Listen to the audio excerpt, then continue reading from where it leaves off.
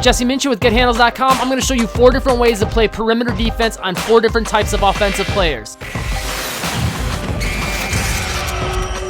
So this first stance and spacing is your typical spacing and stance for your typical offensive player. This is what I would use as your starting point for a player that's not great with their handles necessarily, but not bad. Not super quick with their feet, but not bad. And not super great shooter, but not bad. And this is just kind of where I'd start off with all players if you don't really know how they're playing, where your hand can pretty much touch their stomach. So you want to be about that distance when your hand is completely extended, that it's about to their stomach. Now, if you got a player that's a really good ball handler, or if they're a really bad ball handler, this is something you may want to try. If you feel like you have quicker hands than the person handling the basketball, or they're not a very good ball handler, you're definitely going to want to get up real tight on them and get your feet kind of left and right, so whichever angle they try to drive, you're kind of blocking them off your feet, and you can kind of use your hands to really pressure them and poke at the ball. You could probably get a lot of steals on players that aren't good ball handlers. You also might want to try this with players that actually are good ball handlers. Sometimes you'll find that this will actually kind of scare them. They might be good ball handlers when you give them space, but kind of crumble once you get real close and put a lot of this pressure on them. Now, you're definitely going to want to make sure, you just test this out and see how it works on the better ball handlers. If their feet are quicker than you, or they're still finding ways to get by you, you're going to want to use the last stance that I'm going to show you in this video.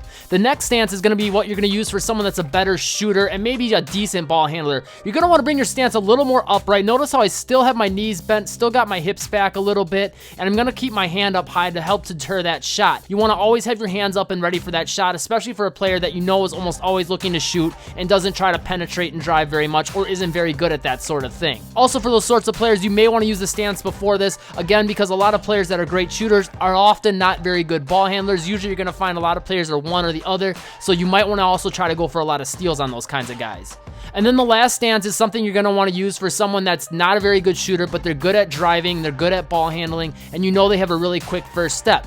All you're going to do is stay in your regular stance, but you're going to give them another extra foot or two back just to give yourself a little cushion, so if they try to drive past you, you can slide back in front of them and they won't get in front of you for easy layups. As always, if you found this video helpful, hit that like button, hit that subscribe button to catch all the videos I'm coming out with every week. I got a whole bunch for you. Make sure you click that link in the top right hand corner of the screen, or go to GetHandles.com, pop in your email, and I'll send you a free workout. And as always, leave a comment down below. Let me know what else you want to see or learn. All the drills and tutorials I'm bringing you guys are from requests. Thanks for watching. Stay tuned for more. Let's stay on our grind.